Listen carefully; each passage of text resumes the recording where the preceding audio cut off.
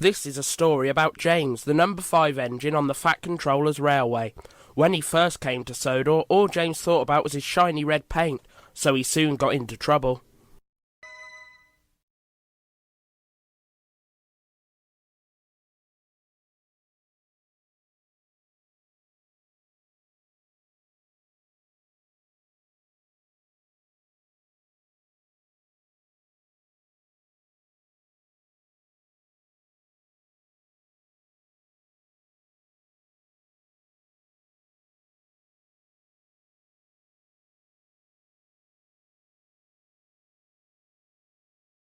New engine with shiny red paint.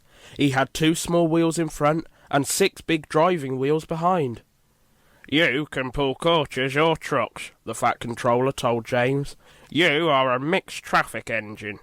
James felt very proud. One day James's job was to help Edward pull coaches. "Be careful with your coaches, James," said Edward. "If you bump them, they'll get cross." But James wasn't listening. All he was thinking about was his shiny red paint. James and Edward brought the coaches to the platform. Some boys came to look at James. "I'm such a splendid engine," thought James. He let out a big whoosh of steam. A shower of water fell on the Fat Controller. Splash! His new top hat was soaking wet. James set off with his wheels whirring. "Slow down, James," old Edward called. James was going so fast that at the next station he steamed straight past the platform. They had to back up to let the passengers off. "The Fat Controller won't be pleased," James sighed. The next morning the Fat Controller came to see James. "If you don't behave better, I shall paint your red coat blue instead," he said sternly. "Now go and fetch your coaches." James was cross. "A splendid red engine like me shouldn't have to fetch his own coaches," he grumbled. James steamed away too fast with the coaches groaning and moaning behind. It was a very bumpy journey. James puffed his hardest but found himself going slower and slower until they had to stop. The driver got out. "All that bumping has made your pipe leak," he told James. The passengers and crew had to get off the train. "We need your bootlace," James's guard told a passenger, so the man gave his bootlace to the guard. Then the driver put newspaper round the hole to stop the leak and tied it in place with the bootlace.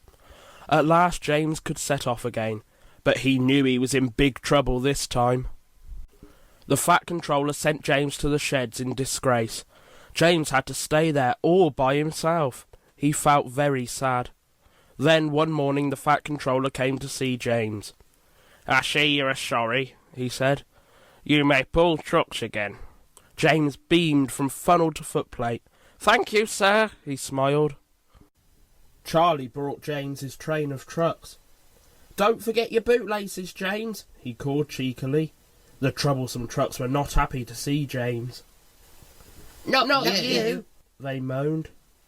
James took no notice. He puffed carefully out of the yard with the trucks screaming and screeching behind.